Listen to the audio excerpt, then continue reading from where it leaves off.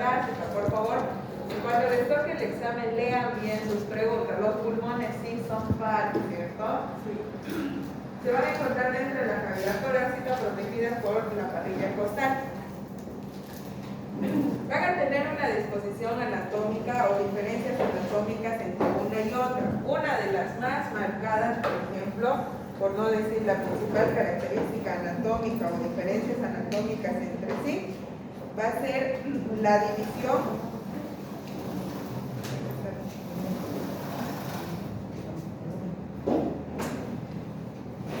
del cuerpo de ambos pulmones, en este caso por medio de la presencia de lo que nosotros vamos a conocer como cisuras. ¿Está bien? Entonces, en el caso del, por ejemplo, del pulmón izquierdo, va a haber una disposición de una única cisura que va a dividir el cuerpo del pulmón izquierdo en dos lóbulos, un lóbulo superior y un lóbulo inferior, ¿cierto? A diferencia del pulmón derecho, que va a tener una disposición de dos cisuras o dos membranas que van a dividir el cuerpo del pulmón en tres lóbulos, un lóbulo superior, un lóbulo medio y un lóbulo inferior, ¿cierto? Estas van a ser las principales características anatómicas que diferencian entre uno y otro. Muy aparte de ella, vamos a tener una disposición de una pequeña impresión digital, es decir, una pequeña prominencia a nivel del pulmón izquierdo, que es la zona donde se llega a posar, en otras palabras, la punta del corazón, que va a ser conocido como la língula, ¿cierto? De la misma forma, el parénquima pulmonar va a llegar a recibir la famosa aireación a través de pequeños conductos que se van a distribuir a lo largo del pulmón, que en este caso van a llegar a corresponder los espacios aéreos, ¿cierto? Estos van a estar comunicados a través de la tráquea, es decir, el pulmón va a estar comunicado con las vías respiratorias superiores a través de un conducto cartilaginoso que es la tráquea. Esta va a llegar a bifurcarse en dos oportunidades, ¿cierto? Dando inicio a la formación de los famosos bronquios. De la misma forma, van a llegar a subdividirse en bronquios de acuerdo a la cantidad de lóbulos que llegan a tener. Entonces vamos a encontrar, por ejemplo, dos bronquios lobares para el pulmón izquierdo y tres bronquios lobares para el pulmón derecho. ¿Está bien? De la misma forma van a llegar a subdividirse en relación a una disminución de sus calibres, llegando hasta los espacios aéreos más distales. Recuerden que la función, si bien el pulmón cumple múltiples funciones, la principal función va a ser desarrollar el intercambio gaseoso a través de la ventilación. Este periodo de ventilación se va a dar por medio de dos procesos o de dos periodos de respiración. Estos dos periodos van a ser la inspiración y la expiración. ¿De acuerdo? Entonces, todas estas estructuras anatómicas, iniciándose con la tráquea, por ejemplo, al ser un órgano completamente cartilaginoso, va a tener una predisposición de múltiples capas. Por ejemplo, la más interna, que va a corresponder a una capa epitelial cilíndrica ciliada, vamos a llegar a corresponder a la formación de una capa propia submucosa, una mucosa. Vamos a tener la disposición de una capa cartilaginosa, o para algunos autores músculo cartilaginosa, que en este caso estaría formado por cartílago hialino y por tejido muscular liso, ¿cierto? O por fibras musculares lisas. Y por último, la disposición de un tejido conjuntivo laxo, que llega a corresponder todo lo que es el revestimiento externo, que forma parte de la túnica adventicia. En este caso, ¿cuáles van a ser las características entre los bronquios y los bronquiolos? Los bronquios en sí van a ser estructuras anatómicas que también van a poseer múltiples zonas o espacios aéreos, y en la parte más interna, al igual que la tráquea, van a tener una disposición de epitelio cilíndrico ciliado. Este tipo de epitelio va a tener la principal característica que va a ser el transporte o el movimiento ciliar para la circulación o el transporte de las mucosidades. ¿Sí? ¿Sí? Pase. Bueno, está bien.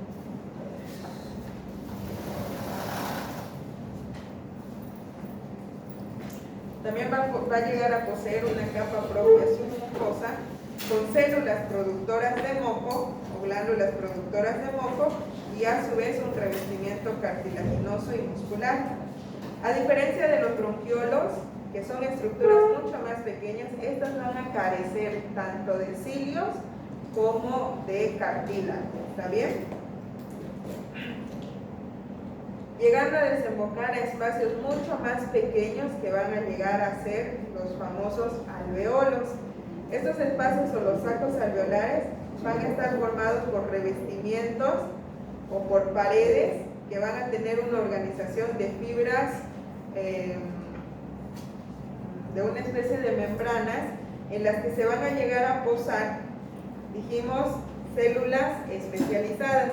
Dentro de estas células especializadas vamos a conocer una de ellas que son las más importantes, por ejemplo, que van a llegar a corresponder células muy pequeñas, planas, que van a llegar a formar la disposición de lo que son los neumocitos tipo 1, que van a llegar a corresponder a la limitación o al recubrimiento del 93 o el 95% de toda la superficie alveolar, ¿de acuerdo? Sin embargo, vamos a encontrar células mucho más grandes que van a llegar a corresponder la formación de lo que son los neumocitos tipo 2, que van a tener una predisposición de tipo, o van a tener una forma cúbica o redonda, que van a recubrir únicamente entre el 3 o el 7% de toda la superficie alveolar. La diferencia más marcada va a ser que los neumocitos tipo 1 van a tener la capacidad de sintetizar factor surfactante o factor de necrosis tumoral y tienen la capacidad de replicarse con una mayor rapidez a diferencia de los neumocitos tipo 1. ¿Está bien?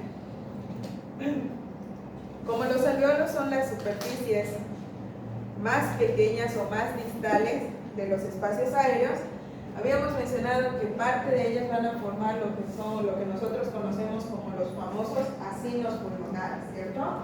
Y dentro de ellos, ¿cómo estaban formados los acinos pulmonares?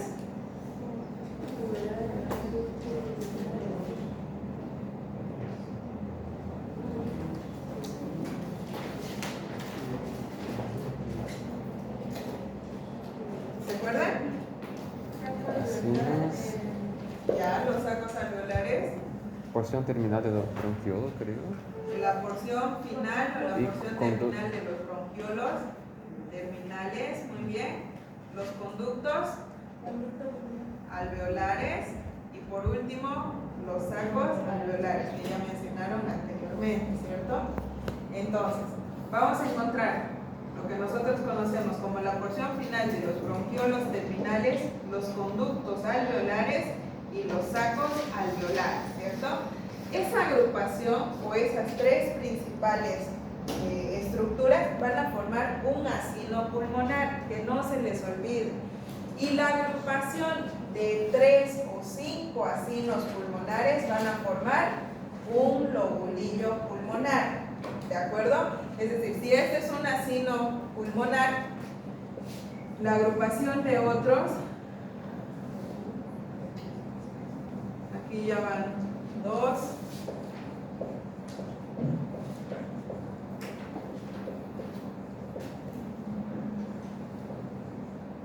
aquí ya van 3,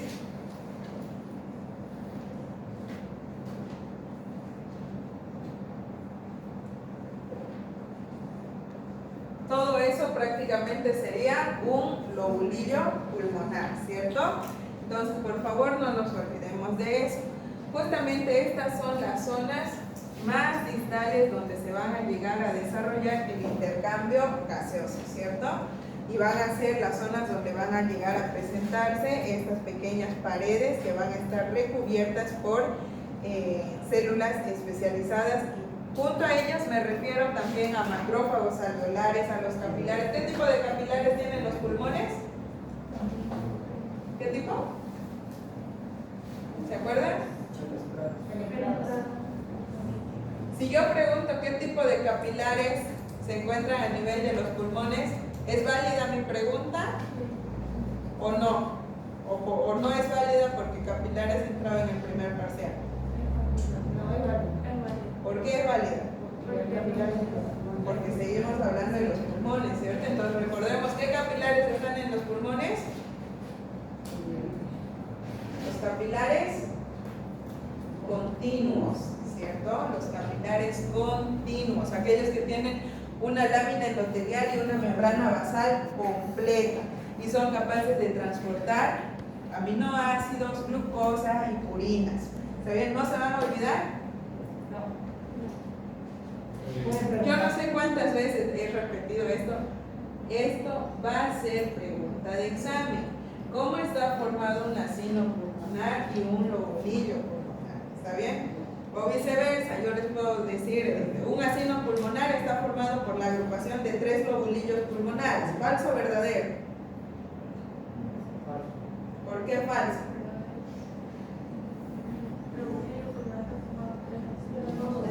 Muy bien, porque los lobulillos están formados por los acinos, no los acinos por los lobulillos, ¿cierto?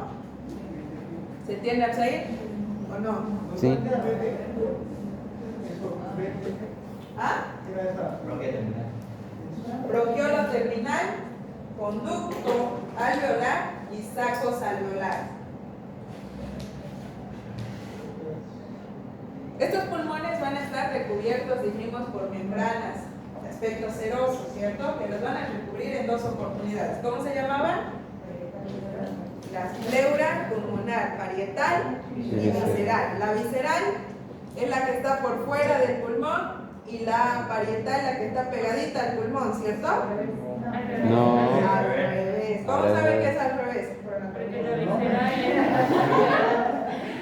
Porque la visceral es la que va a ir pegada. Por eso es que se llama visceral. Y la parietal va a estar en un revestimiento externo, ¿cierto? ¿No se van a olvidar para el examen? Más les vale. Muy bien, chicos. Esto entra en el examen. ¿Quién dijo sí? No, esto no. Muy bien, chicos. No, por favor. Dentro de las patologías congénitas, que si bien son raras, vamos a mencionar una de ellas que es la hipoplasia pulmonar. ¿Se acuerdan que hipoplasia viene de disminución de números, cierto? Entonces, en este caso, la hipoplasia pulmonar hace referencia a una reducción del número de lobulillos o de acinos pulmonares. ¿Qué quiere decir? Que el pulmón va a tener va a estar formado, pero va a ser muy pequeño, porque hay hay un menor número de espacios donde se desarrolla el intercambio gaseoso. Por eso es que el pulmón es mucho más pequeño. Puede ser unilateral o puede ser bilateral. Y en el caso de que sean bilaterales, es decir, de que ambos pulmones sean muy pequeñitos, uno de ellos siempre es menos que el otro. ¿Está bien? Es decir, uno siempre va a ser más pequeño que el otro. ¿Cómo sé que son pequeños? Porque no llegan a satisfacer las demandas del cuerpo del bebé. Entonces, no hay una proporción equilibrada entre el tamaño de los pulmones con el peso y el tamaño del bebé. En otras palabras, simula ser que el bebé es muy grande y los pulmones son pequeños y por lo tanto no van a ser capaces de ventilar y poder desarrollar intercambio gaseoso adecuado para enviar oxígeno suficiente a las partes más distales del cuerpo. ¿Está bien? Generalmente este tipo de procesos o esta disminución del tamaño de los pulmones se pueden llegar a desarrollar cuando hay patologías que generan que a nivel del espacio uterino el bebé encuentra un espacio limitado para su crecimiento. Nosotros sabemos que generalmente entre la octava y y la 13ª semana, ya el inicio de la formación de casi todos los órganos se desarrolla, ¿cierto? Prácticamente tienen que terminar de desarrollarse y comenzar a crecer. Entonces, ¿qué es lo que sucede cuando ya están en esta etapa de crecimiento? El útero se tiene que llegar a expandir y por lo tanto el bebé y sus órganos comienzan a crecer. Pero ¿qué es lo que pasa, por ejemplo, cuando hay una sobreproducción o una sobreconcentración de líquido amniótico? Mientras más líquido amniótico haya, el espacio del bebé es mucho más reducido y por lo tanto los órganos también no tienen esa capacidad de expansibilidad o de crecimiento, ya que el mismo espacio que tiene el bebé para crecer es bastante reducido. ¿Está bien? O en algunas situaciones el bebé crece, pero son otros tipos de procesos que hacen que no puedan llegar a crecer completamente porque no tienen esa capacidad de expansión. ¿Está bien? Entonces, ¿qué es lo que puede desarrollar en estos casos si es que estamos frente a una hipoplasia pulmonar? Si el pulmón es más pequeño, va a tener una capacidad funcional menor, por lo tanto el bebé va a tener predisposición a desarrollar periodos infecciosos repetidos y recurrentes, ¿de acuerdo? Que es muy diferente encontrar lo que nosotros conocemos como el secuestro pulmonar. El secuestro pulmonar va a ser una región, en este caso, ambos pulmones están formados, sí, están formados, pero hay una región específica del pulmón que no llega a corresponder al parénquima pulmonar. En este caso, por ejemplo, si este es el pulmón, ¿de acuerdo? Recibe aireación, pero hay una región en específico en la que, por ejemplo, esta zona cambia completamente el tipo de tejido. ¿Está bien? Entonces, al ser otro tipo de tejido que no corresponde al mismo parénquima, es decir, al mismo tipo de tejido, ¿qué es lo que va a suceder? Al ser un tejido diferente, va a haber un requerimiento de irrigación propia para poder nutrirse, porque es otro tipo de tejido. ¿Está bien? Entonces, cuando se desarrolla esto, por ejemplo, va a haber un requerimiento de irrigación, por lo que la arteria aorta o alguna de sus ramas desarrollan una respuesta y envían una rama accesoria únicamente para irrigar esa zona, que no corresponde al parénquima pulmonar. ¿Está bien? Entonces, si hay una modificación, ojo, esta rama accesoria anatómicamente no corresponde a algo fisiológico, ya es una modificación de los vasos. Entonces, ¿qué tipo de modificación o de remodelación vascular sería? ¿Una vasculogenia, una angiogenia o una arteriogenia?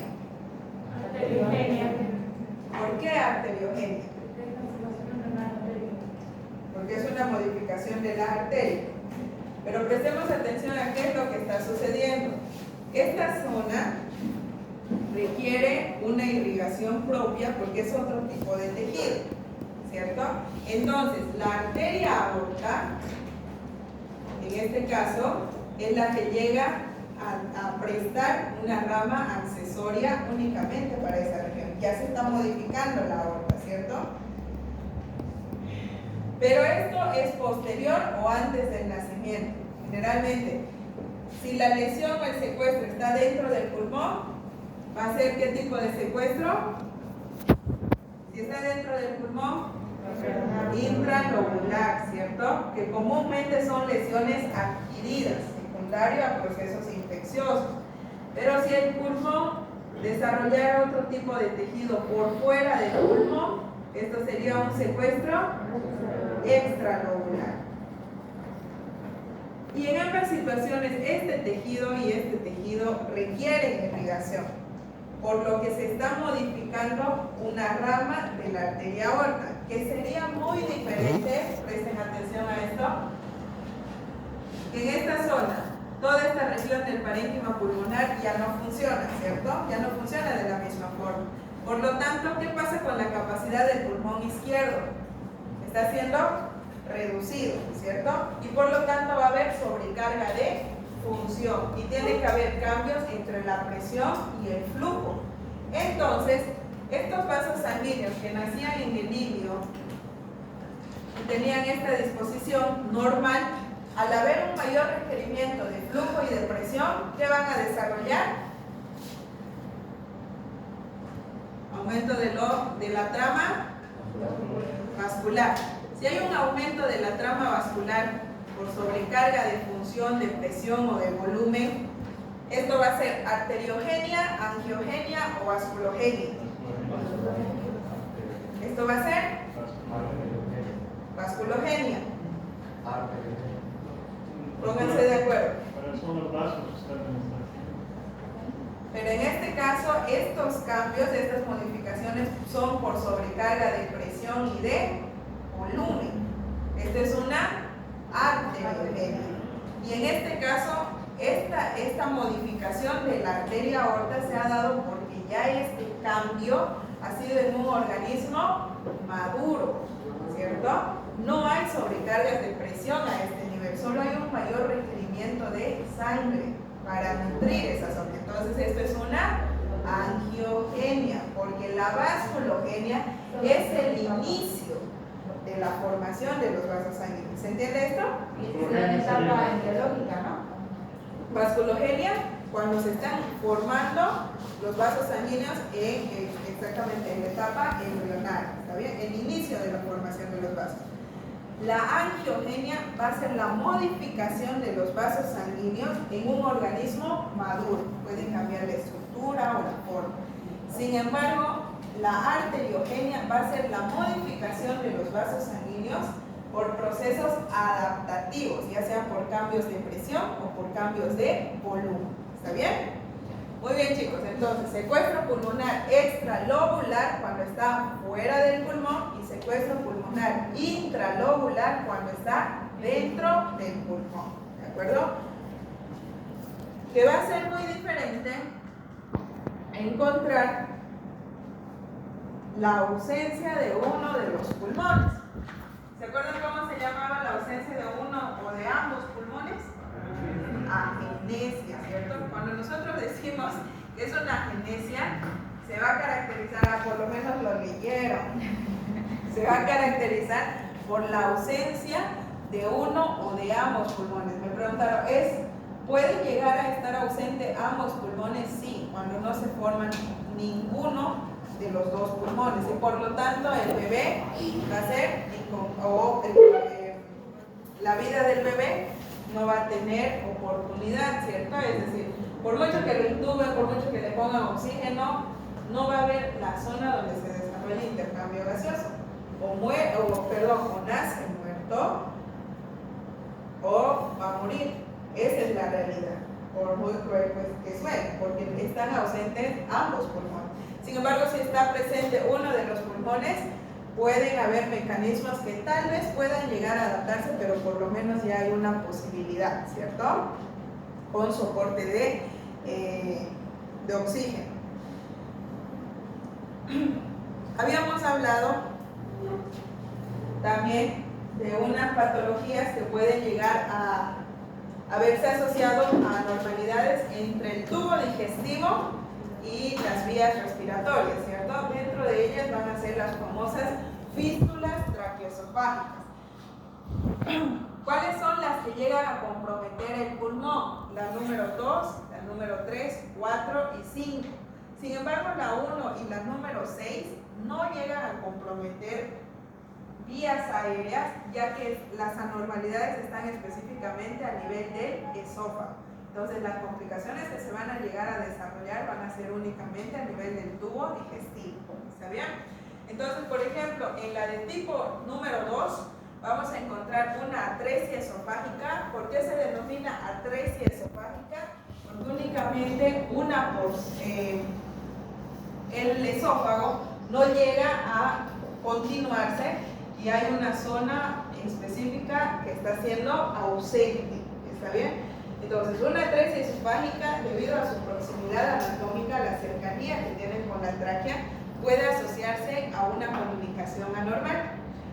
Y vamos a mencionar entonces la fístula traqueoesofágica. Nosotros vamos a decir, si únicamente la porción superior del esófago es la que llega a comunicarse con la tráquea, va a ser una fístula traqueoesofágica proximal, ¿cierto? ¿Por qué proximal? Porque únicamente es la porción superior. Si la porción inferior es la que va a llegar a comunicarse con la tráquea, va a ser una fístula traqueoesofágica distal, porque únicamente es la porción final del esófago que llega a comunicarse con la tráquea, ¿de acuerdo? Pero ¿qué va a pasar si en este caso ocurre como en el caso del número 5, por ejemplo? ¿Cómo si es proximal o distal? ¿Será que lo tengo que diferenciar? La número 5. ¿Es importante diferenciar si es proximal o distal? Sí. ¿Por qué? Para conocer la ubicación. ¿Por qué tengo que especificar o no tengo que especificar? Todo el esófago sí está formado. Puede ser importante directamente para la técnica quirúrgica, pero como diagnóstico yo puedo generalizar y simplemente decir fístula traqueoesofágica. ¿Está bien? Ahora, en el caso de que haya una atresia, ¿por qué es importante decir si es proximal o distal? Porque si hay una atresia esofágica, hay una zona en la cual el esófago no está llegando a comunicarse. Por lo tanto, si yo puedo diferenciar si es la porción superior o la porción inferior la que se comunica con la tráquea, entonces es importante. ¿Por qué? Porque cada vez que el bebé intente deglutir, eso va a llegar hacia los pulmones, ¿cierto? Y habíamos hablado acerca del reflujo gastroesofágico también. Entonces, en este caso, en el 5, por ejemplo, ¿cuál va a ser? ¿Cuál creen ustedes que puede ser la complicación más grave?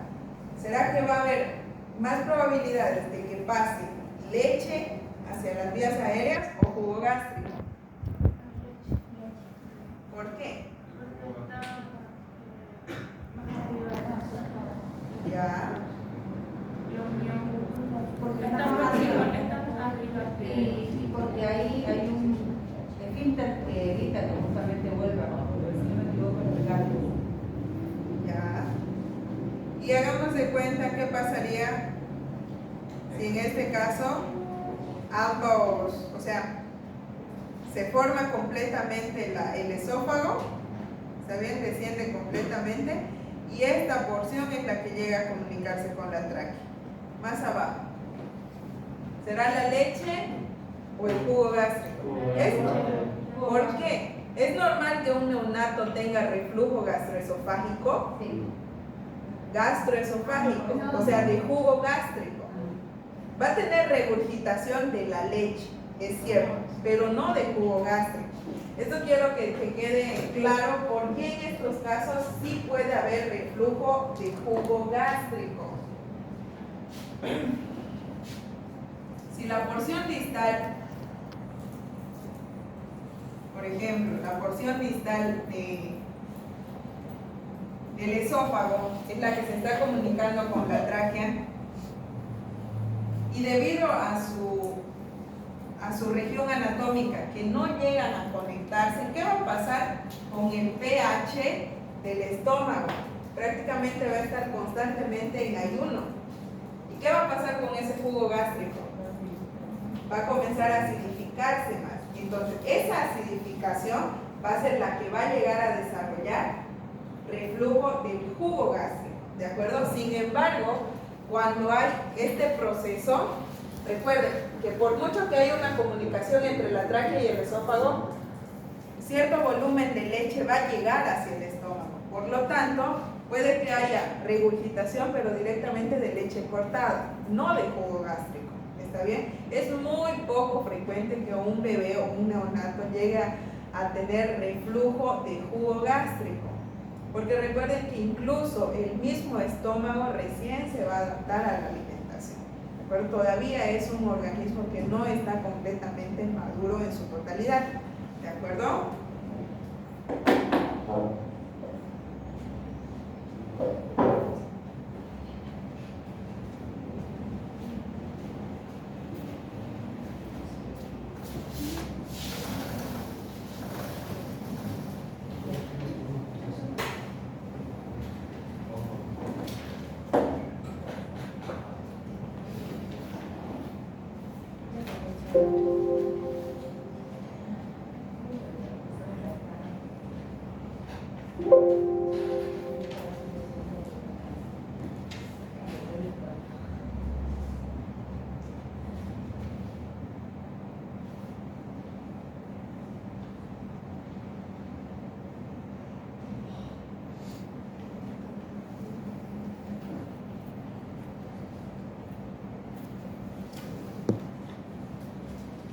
Muy bien, chicos, ahora vamos a hablar acerca de las famosas atelectasias. ¿A qué hacía referencia las atelectasias?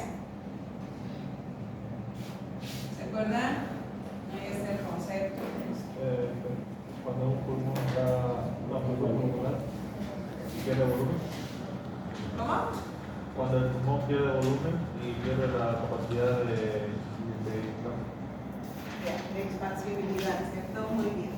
El pulmón pierde una capacidad de expansibilidad y por lo tanto disminuye el intercambio gaseoso.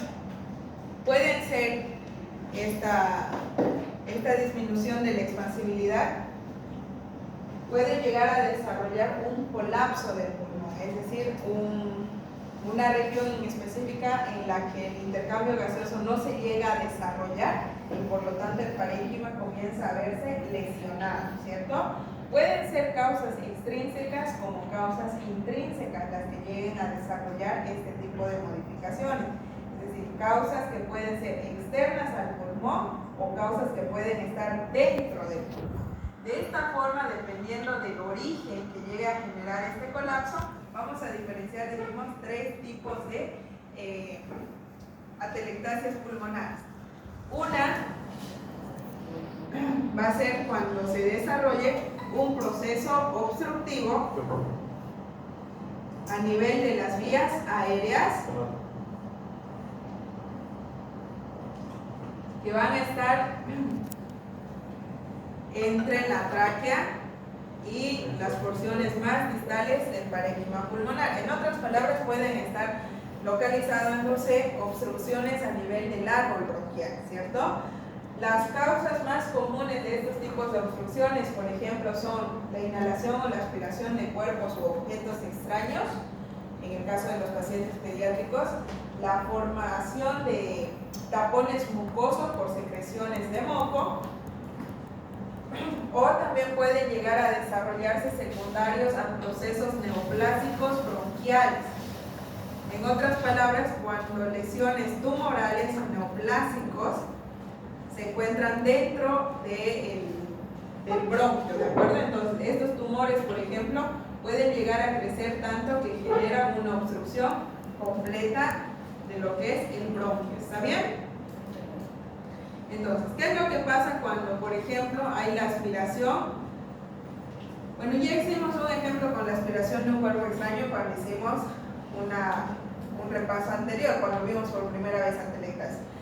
Hagamos de cuenta que se está formando un tapón mucoso, es decir, mi paciente no llega a eliminar la secreción mucosa y como sabemos que como mecanismo de defensa el bronquio o las paredes mucosas del bronquio van a generar una sobreproducción de moco, ¿cierto? Hagamos de cuenta entonces que el moco se va acumulando a este nivel y a este nivel. Con mayor dificultad de eliminación, si es un paciente que esté internado en cuidados intensivos, no va a tener esa capacidad de poder eliminar ese flujo de mucosidad y por lo tanto esa secreción mucosa que se está localizando a nivel de este bronquio va a comenzar a endurarse, ¿está bien? Al endurarse va a desarrollar un proceso obstructivo, pero recuerden que durante todo ese proceso todo el parénquima pulmonar ha estado desarrollando el intercambio gaseoso entre dióxido de carbono y oxígeno. Entonces, una vez que se llegue a desarrollar esta obstrucción completa, toda la región en específica que recibe aire de ese bronquio va a comenzar a retener únicamente el oxígeno, porque ya no se va a llegar a desarrollar el intercambio gaseoso, ¿cierto? Entonces, al haber mayor concentración de oxígeno y estar obstruido la única zona de ingreso y salida de aire, ¿qué es lo que va a pasar a nivel de las paredes alveolares? Esas pequeñas regiones donde se encuentran los capilares, ¿qué tipo de capilares? Los continuos van a tener la capacidad de comenzar a reabsorber ese oxígeno, ¿está bien? Y por lo tanto, al reabsorber ese oxígeno, toda esa región va a comenzar a desarrollar una especie de condensación o de oxidación, ya que a ese nivel no se va a estar desarrollando el proceso del intercambio gaseoso. Entonces las paredes alveolares a ese nivel van a comenzar a edematizarse, a desarrollar un proceso inflamatorio. ¿Está bien? Entonces, esa zona de colapso va a desarrollar que hay una respuesta ventilatoria. Es decir, va a ser una zona en la que va a haber mayor requerimiento de sangre, mayor requerimiento de oxígeno para poder reponer esa función que está siendo disminuida, ¿cierto? Y por lo tanto, como respuesta a ello, la silueta de la tráquea y del mediastino se van a aproximar o se van a desviar hacia la zona de la lesión, ¿cierto? Entonces, la tráquea y el mediastino se van a aproximar a la zona del pulmón atelectásico. ¿Está bien? ¿Es reversible o irreversible? Es decir, ¿se puede tratar? ¿Se puede curar? Sí. ¿Sí o no? Sí. ¿Quién dice sí? Dependiendo- ¿Por qué? Dependiendo, por ejemplo, si depende del tipo de obstrucción que tenga o de la origen. Ya, muy bien. Si es diagnosticado de forma oportuna y se lo llega a desobstruir, el pulmón nuevamente va a tener esa capacidad de desarrollo del intercambio gaseoso. Pero si esa obstrucción está, por ejemplo, en un periodo de 3, 4 meses que no llegan a identificar la obstrucción, ¿qué va a pasar con ese pulmón? Se va a colapsar completamente, ¿cierto? Entonces recién va a desarrollar un cambio completamente irreversible. ¿Qué tipo de atelectasia es? ¿Qué tipo de atelectasia es?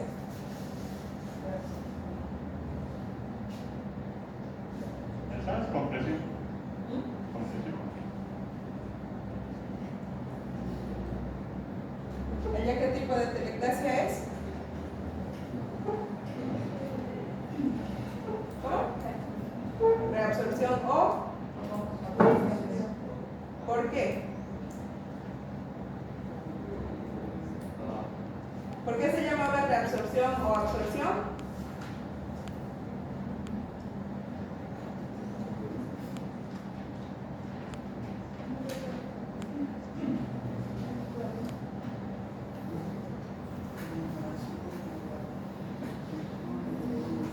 ¿Aquí?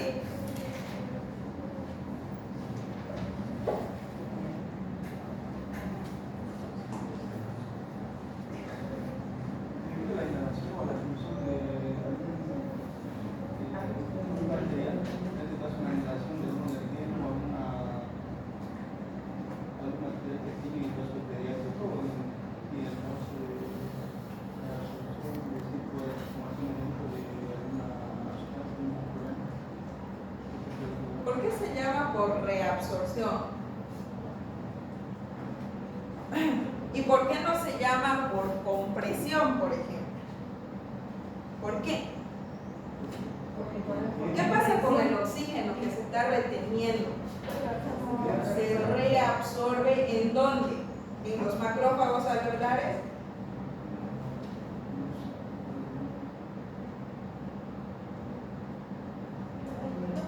¿Ah? A nivel de las paredes alveolares, sí, pero ¿qué estructuras son las que reabsorben ese oxígeno? Neumocito, ¿no? Creo. Porque hemos tenido que ver conceptos del primer parcial. Acuérdense que hay estructuras muy pequeñitas que revisten por completo esas paredes. Son rojitas. Los capilares continuos son los que van a reabsorber ese oxígeno. ¿Está bien?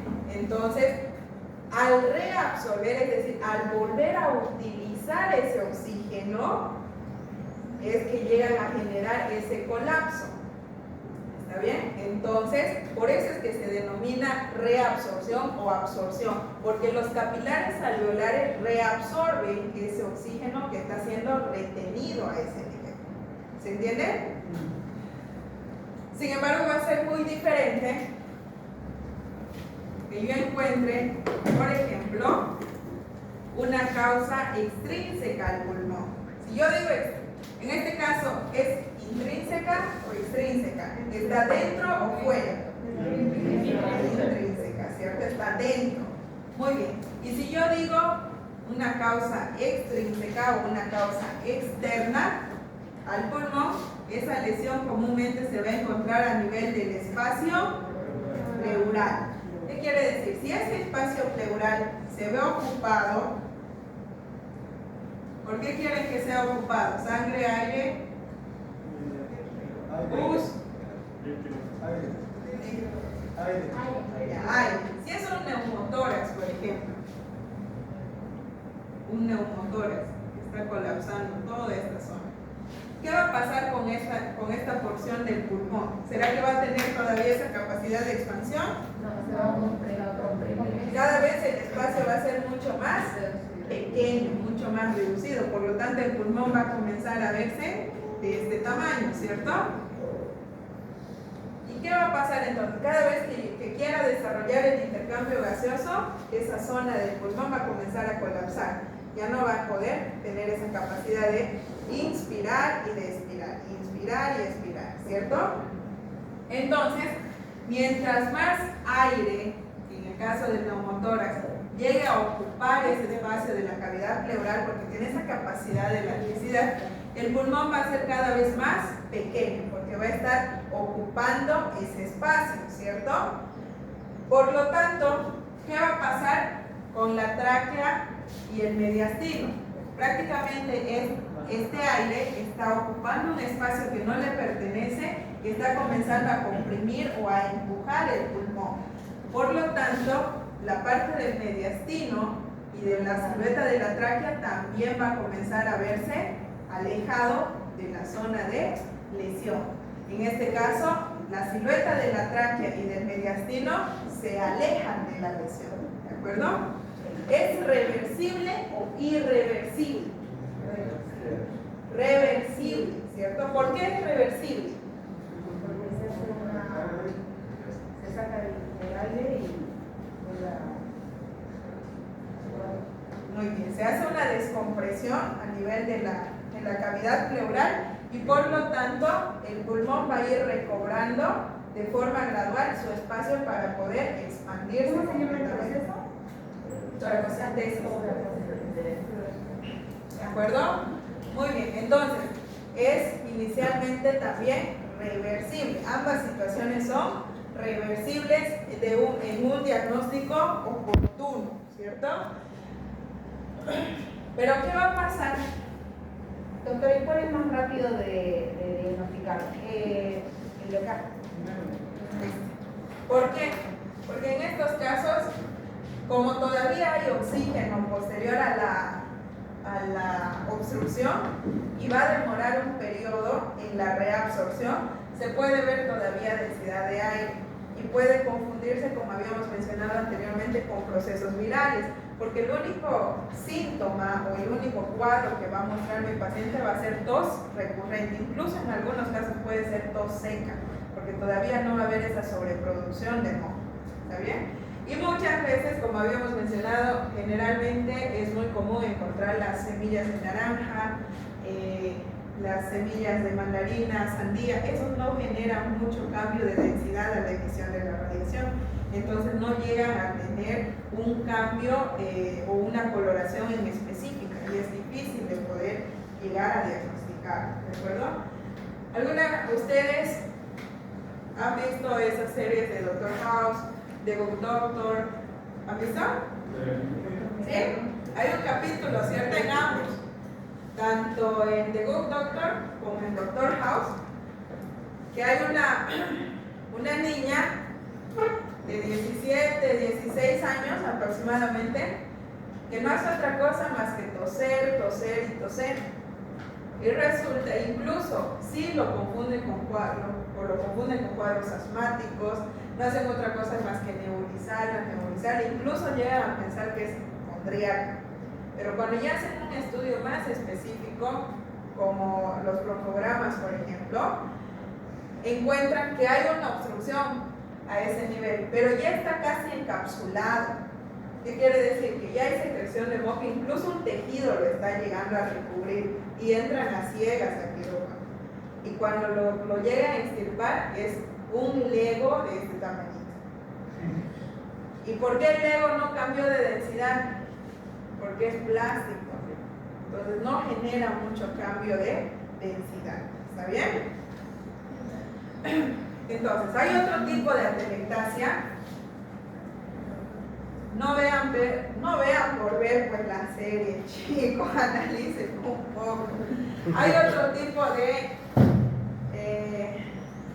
atelectasia en el cual vamos a poder ver que ya es secundario a lesiones que pueden ser repetidas, a lesiones recurrentes. Yo hace un momento les ponía un ejemplo. ¿Qué va a pasar si... ¿Nombre? Charmeli. Si yo a su compañera Charmeli, traigo un pequeño objeto de metal caliente y le pongo en la mano, va a retirar. ¿Por qué? Que le va a causar dolor, se va a quemar, ¿cierto? Pero ¿qué va a pasar si yo le digo, Charmeli, dependiendo de cuánto tiempo usted aguante, le voy a poner su calificación en su parcial? ¿Será que se arriesga? ¿O no se arriesga? ¿Se arriesgaría? ¿Sí o no? Y le digo, no de examen. ¿Se arriesgaría? Se arriesga. Entonces ella por su nota va a sufrir una lesión, ¿cierto?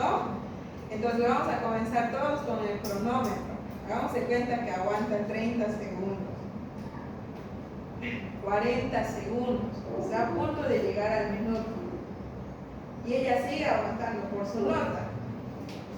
¿Será que si ella retiraba primero a los 10 segundos, qué iba a pasar con la piel?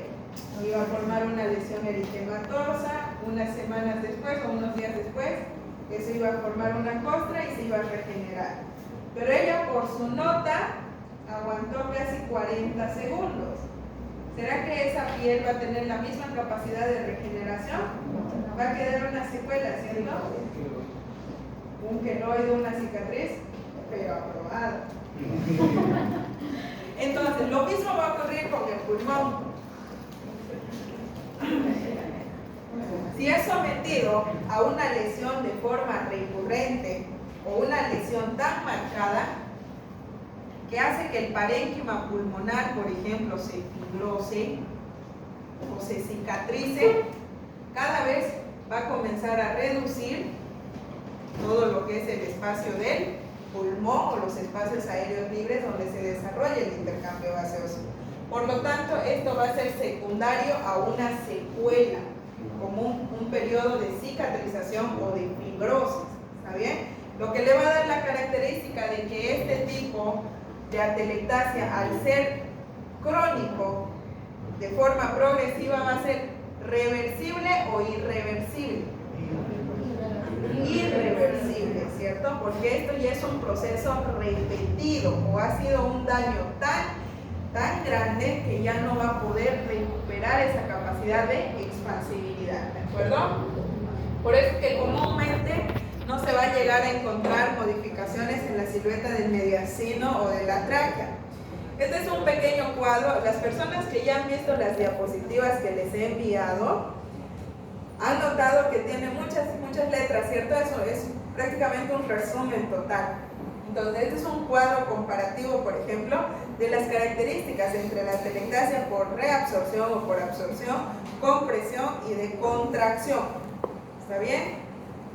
Y en este, por ejemplo, les menciono un poquito más acerca de las características de cada una de ellas.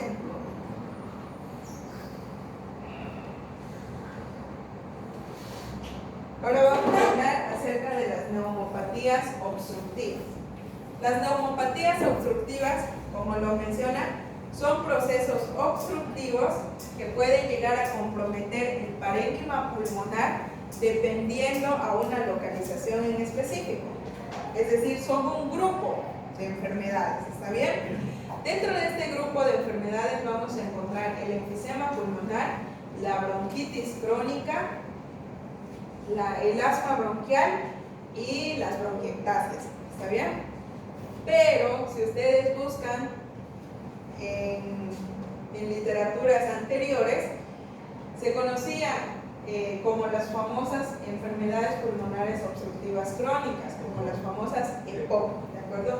Pero EPOC propiamente dichas, es decir, dentro de la agrupación de EPOC están únicamente el enfisema y la bronquitis crónica. No se toma en cuenta el asma ni las bronquiectasias, ¿de acuerdo? Entonces, ¿cuáles van a ser las características, por ejemplo, de cada una de estas? En el enfisema pulmonar, únicamente la región específica del parénquima pulmonar que se llega a modificar son las partes más distales, en otras palabras, los acinos pulmonares. Y si una agrupación de acinos pulmonares se ve afectado, entonces se va a mostrar con cambios en los lobulillos pulmonares, ¿de acuerdo? Sin embargo, las bronquitis crónicas, por ejemplo, se van a deber a modificaciones a nivel de los bronquios, por eso es que se denominan bronquitis, ¿está bien? Estas bronquitis crónicas van a ser lesiones que se van a caracterizar por una inflamación a nivel de las paredes bronquiales, secundario a un aumento del tamaño y del número de las glándulas productoras de moco. El asma bronquial también se va a caracterizar por modificaciones a nivel de las paredes de los bronquios, pero la característica principal va a ser que en el asma va a haber un aumento del número y del tamaño de las fibras musculares que revisten los bronquios. ¿Bien? Esa es la diferencia. Y sin embargo, en las bronquiectasias van a poder ver que generalmente los bronquios llegan a dilatarse a nivel de todo el trayecto o la ramificación de estas vías para poder desarrollar un proceso de cicatrización o de deformación. Entonces, el enfisema pulmonar se va a caracterizar por una dilatación irreversible de los acinos o lobulillos pulmonares, ¿de acuerdo? Que generalmente ya se va a ver acompañado de una destrucción irreversible de todo lo que son las paredes del acino pulmonar, dañando obviamente todo lo que es el parénquima pulmonar. ¿Está bien? ¿Cómo estaba formado un acino pulmonar?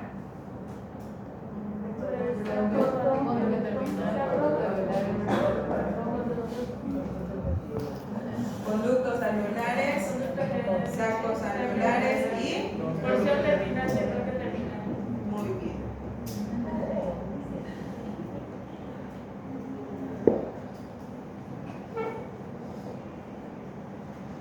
Bronquiolo terminal, conductos alveolares y sacos alveolares, ¿de acuerdo?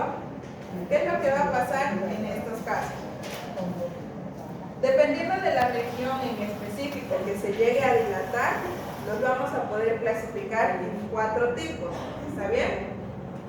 Por ejemplo, cuando llegan a dilatarse únicamente la porción terminal del bronquiolo terminal o los conductos alveolares, es más común encontrar la dilatación únicamente de los conductos alveolares, ¿está bien? Solamente se está dilatando la porción más central del acino pulmonar, ¿está bien? En este caso van a ser denominados los famosos centroacinales. Centro de la región central, acinar de acino pulmonar, por favor no se olviden. O también pueden ser llamados centrolobulillares, porque recuerden que la agrupación de estos acinos dilatados, si son 3 o 5, ya forman un lobulillo pulmonar con enfisema. ¿Está bien? Sin embargo, cuando se llega a dilatar todo el acino pulmonar, en el caso de los centroacinales, no se olviden que comúnmente están asociados a procesos de pacientes fumadores crónicos, ¿está bien? En el caso de que todo el acino pulmonar esté dilatado, desde el bronquiolo terminal, conducto alveolar y sacos alveolares, va a ser denominado panacinar o panlobulillar, ¿está bien? Así. Panacinar. Pan hace referencia a todo, acinar de acino, o puede ser panlobulillar,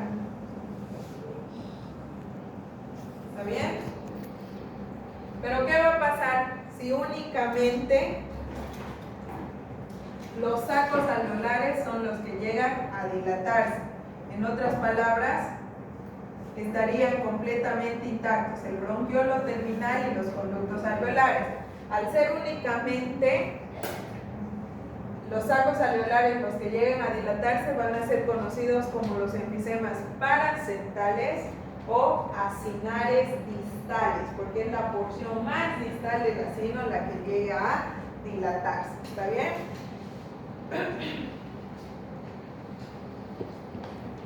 Sin embargo, cuando hay otro tipo de dilataciones en la que, por ejemplo, un acino pulmonar,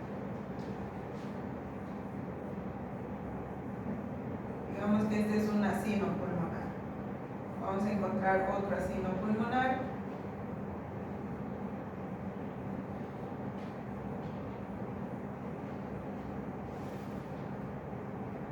y este es otro acino pulmonar. Si ya hay tres acinos pulmonares, es un lobulillo, ¿cierto?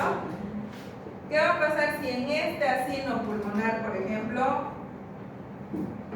el bronquiolo terminal es el que está dilatado, en este está dilatado el saco, aquí está el conducto, aquí el conducto alveolar más el saco y el bronquiolo terminal? ¿Siguen un patrón en específico? No, ¿cierto? Entonces, cuando no siguen un patrón en específico, como en este caso, van a ser denominados enfisemas irregulares, ¿está bien? Porque no tienen un patrón característico de dilatación. Lo mismo, en este cuadro van a poder encontrar un resumen completo de las características que acabamos de mencionar en base a los enfisemas, ¿está bien? Habíamos mencionado entonces que en este caso los centros lobulillares, al ser lesiones constantes por el consumo de tabaco, únicamente van a lesionar las partes más centrales del acino pulmonar, dejando los sacos alveolares y los conductos alveolares inicialmente libres, ¿está bien? Los sacos alveolares y las paredes alveolares. Por eso es que a este nivel dijimos que vamos a encontrar todo completamente rosadito, ¿cierto? Y únicamente las zonas más centrales van a ser aquellos que van a desarrollar modificaciones. Sin embargo, los panlobulillares van a ser aquellos que van a dilatar todo el acino pulmonar o todo el lobulillo. Por eso es que se ve todo completamente con espacios aéreos libres, ¿está bien? No se puede diferenciar las membranas que separan las paredes alveolares, ¿cierto? Los panlobulillares o los panacinares, no se olviden, generalmente tienen una predisposición genética por una deficiencia de una proteína que es la alfa-1 antitripsina.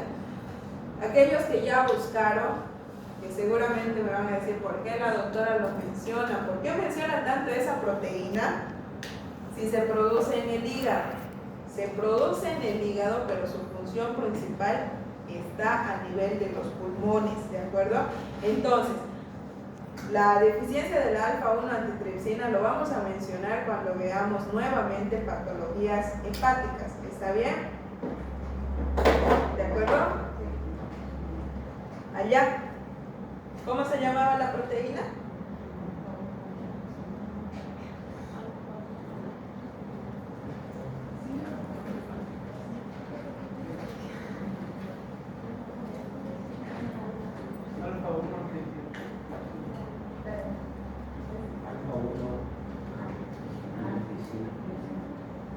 Alfa-1 ¿qué? ¿Y dónde se produce?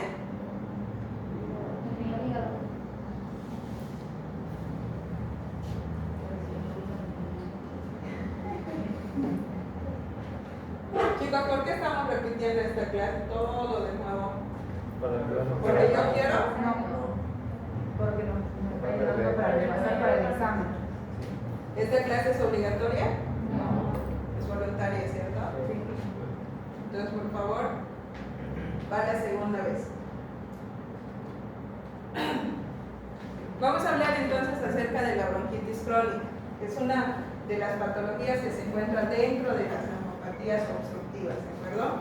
¿Por qué la bronquitis aguda no se encuentra dentro de este grupo? Porque es un proceso agudo y estamos hablando de procesos crónicos, ¿está bien? ¿Cuál va a ser la característica principal de la bronquitis crónica? Clínicamente, la bronquitis crónica se va a caracterizar por la presencia de tos con expectoración en al menos 3 meses en 2 años consecutivos, sin una causa pulmonar previa. ¿Qué quiere decir? En este caso, mi paciente no tiene diagnósticos previos de neumonía, no tiene diagnósticos previos de asma, ni tampoco de tuberculosis o de anormalidades en la pleura, por ejemplo. Ningún tipo de patología pulmonar que ya se haya visto anteriormente. ¿Está bien? Entonces, cuando a pesar de que no llega a tener ningún tipo de antecedente, mi paciente sigue únicamente con periodos de tos recurrente productiva durante al menos 2 años de forma consecutiva, se puede considerar una bronquitis crónica, ¿está bien? Por un proceso inflamatorio. Entonces, ¿se acuerdan qué tipo de epitelio era el que revestía a nivel de los bronquios o de la tráquea? Simple, ramificado,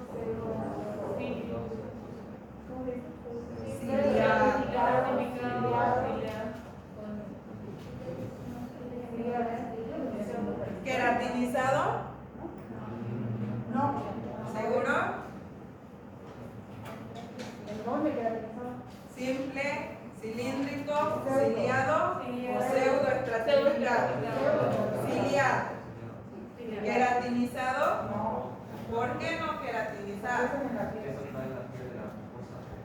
Muy bien, eso se encuentra en la piel, ¿cierto? ¿Lo van a tener en cuenta?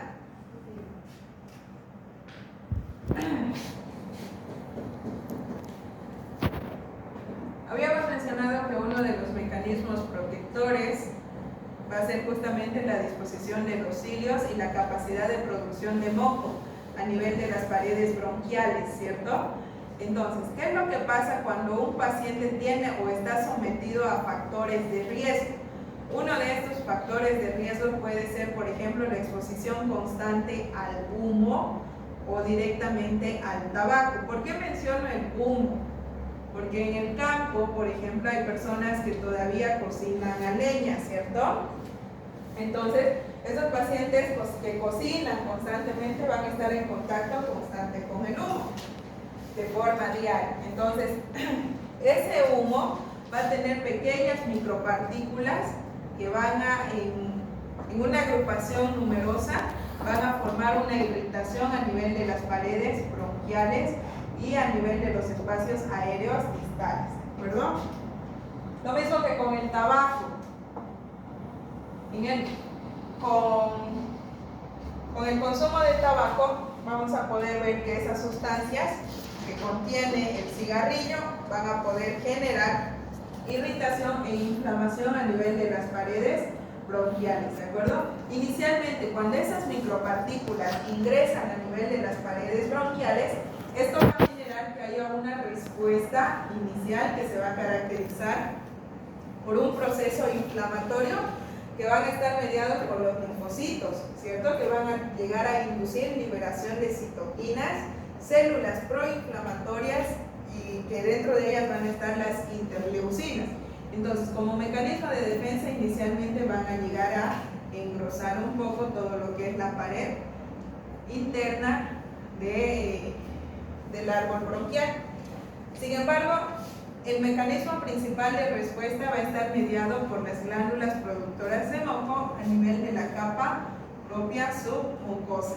En este caso, van a generar una producción de moco a este nivel, tratando de encapsular esas sustancias que resultan ser irritantes para las paredes del bronquio, y los cilios van a comenzar a cumplir una función que va a ser el transporte de estas secreciones que contienen esas micropartículas, ¿cierto?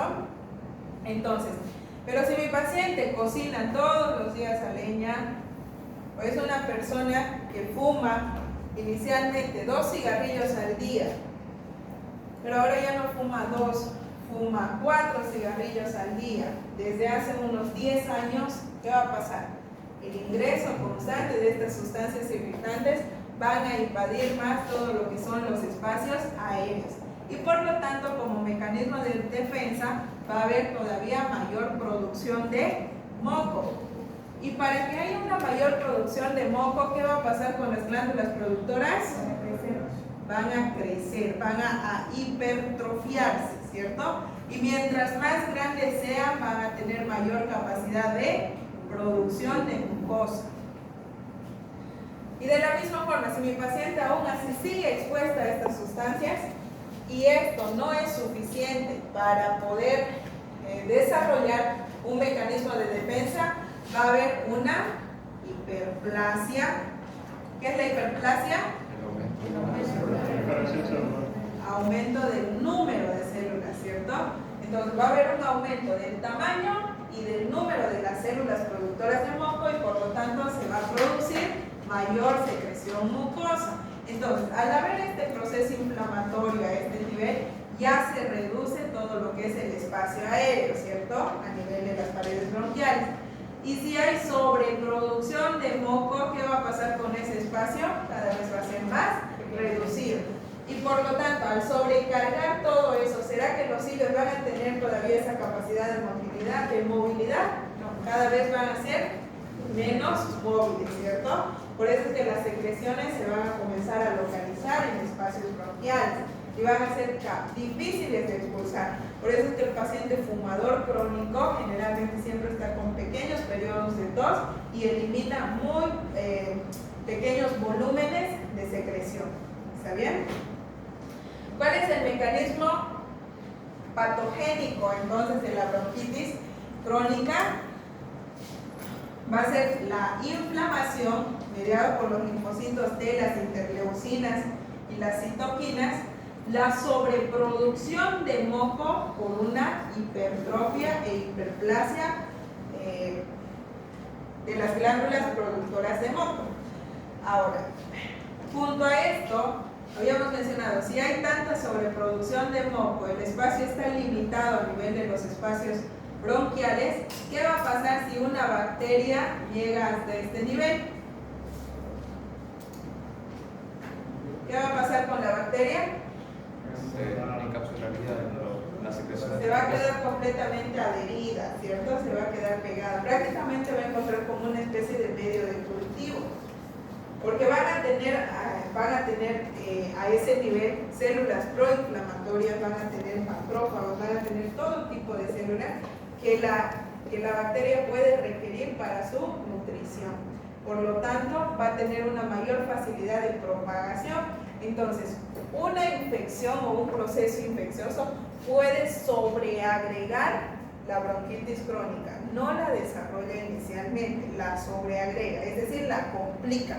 ¿De acuerdo? Todo lo que acabamos de mencionar está un poco en estas diapositivas. Lo que acabamos de mencionar acerca de la patogenia, por ejemplo, y los cambios morfológicos, tanto microscópicos como macroscópicos. ¿En qué momento la capa muscular comienza a intentar empujar? ¿Perdón?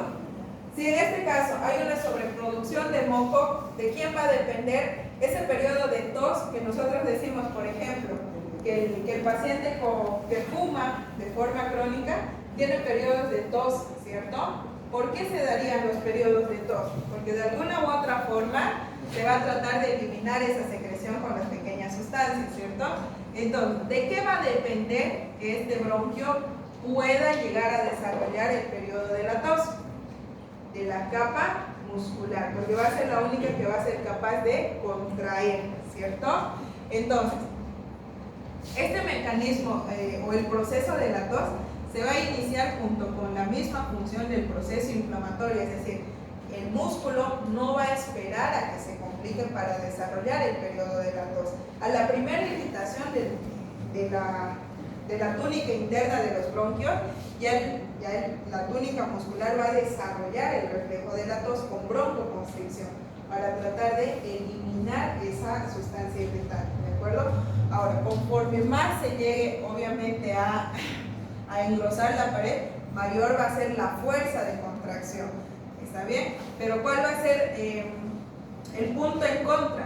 Que los cilios cada vez van a ser menos móviles. Entonces, por más que el paciente llegue a toser mucho más fuerte, la capacidad de eliminación de las secreciones bronquiales van a ser mínimas. ¿Está bien?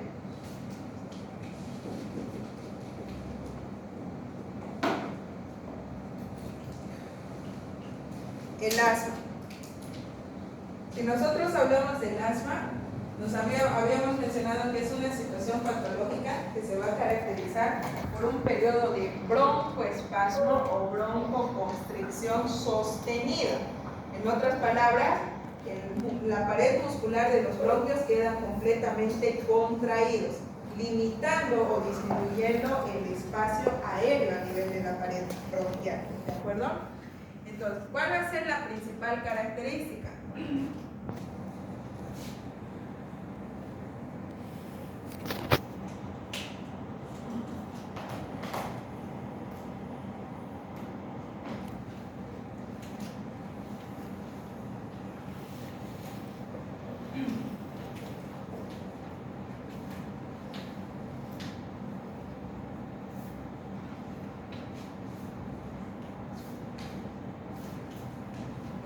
Este proceso de broncoespasmo se va a deber, todo proceso de broncoconstricción, broncodilatación, vasodilatación, vasoconstricción, va a depender de qué?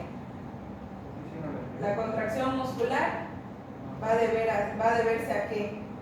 A una disminución de la región de las fibras musculares, ¿cierto? Por una capacidad de disminución o una sobrecarga de fuerza. Lo mismo va a ocurrir en el caso de los vasos sanguíneos, por ejemplo, se produce vasoconstricción porque la fibra muscular genera un cierre, ¿cierto? Por una sobrecarga de función. En el caso de la broncoconstricción o el broncoespasmo, esto se va a deber también a una respuesta de las fibras musculares lisas que revisten las paredes bronquiales. Entonces, el asma, para desarrollar esos procesos de broncoconstricción o de broncoespasmo, puede llegar a desarrollarse de dos formas o se clasifica de dos formas: el asma atópico o el asma no atópico.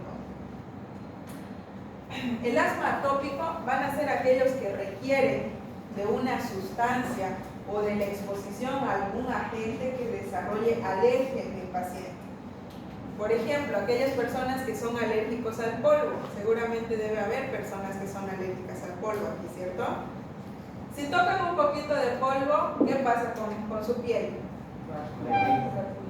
Comienza a desarrollar un prurito, ¿cierto? Y comienza a desarrollar una lesión eritematosa.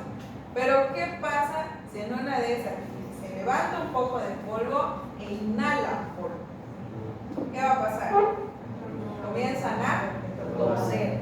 Esas micropartículas de polvo son los alergenos, ¿está bien? El agente irritante, que en algunos pacientes, por ejemplo, en los que no somos alérgicos al polvo, no va a desarrollar una especie de estornudo por la respuesta de filtración a nivel de las fosas nasales, pero más allá de eso, nada, ¿cierto? Pero ¿qué va a pasar en el paciente que es alérgico? En ese sí va a desarrollar de forma constante hasta que deje de exponerse al polvo. O los niños que son, por ejemplo, alérgicos a los gatitos o a los perros o a los pollitos. ¿Qué va a pasar cuando estos se acercan a ellos?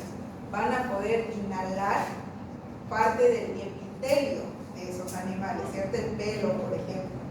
Entonces, esas sustancias irritantes van a generar, o esos agentes alergenos, por ejemplo, van a desarrollar una irritación a nivel de estas paredes.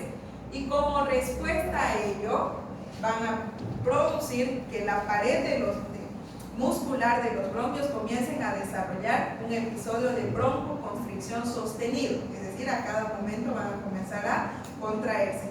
Por lo tanto, si hay sobrecarga de presión por la contracción sostenida, ¿qué va a desarrollar como respuesta a ello?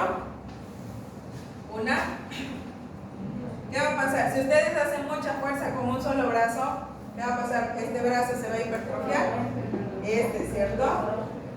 ¿Qué va a pasar con los músculos entonces? Se van a hipertrofiar. Si es hipertrofia, ¿qué quiere decir? Que esta fibra muscular que tiene este calibre va a ser mucho más grueso, ¿cierto? Eso como mecanismo de respuesta, para tener mayor fuerza de contracción y tratar de eliminar ese agente alergénico. Pero ¿qué va a pasar si a pesar de eso no es suficiente? Van a comenzar a desarrollar también una hiperplasia de las fibras musculares lisas. Entonces, este calibre del tejido muscular a nivel del bronquio, se aumenta el calibre o el grosor de las fibras musculares, aumenta el número de fibras musculares, era de este tamaño, ahora va a ser mucho más grueso, ¿cierto? Entonces, como ya hay una broncoconstricción sostenida, como respuesta a ello va a haber una producción de moco como reflejo. ¿Está bien? Lo que le va a dar la característica de que el bronquio comience a desarrollar periodos de tos para poder expulsar esas secreciones mucosas. ¿Está bien?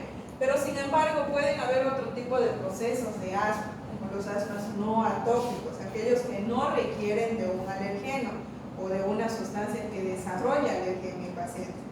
Pueden ser situaciones, por ejemplo, emocionales. Los pacientes asmáticos, los que tienen asma no atópico, con el simple hecho de darle una impresión fuerte, pueden comenzar a desarrollar periodos de broncoconstricción o de broncoespasmo. ¿Está bien?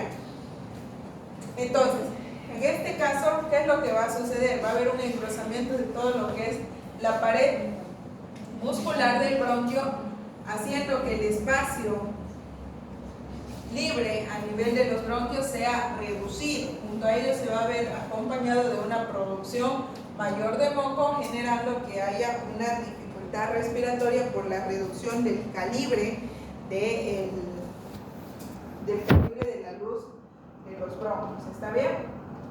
En este caso, generalmente los asmas atópicos pueden llegar a desarrollar periodos de alergia o de broncoconstricción de forma mucho más continua durante la infancia.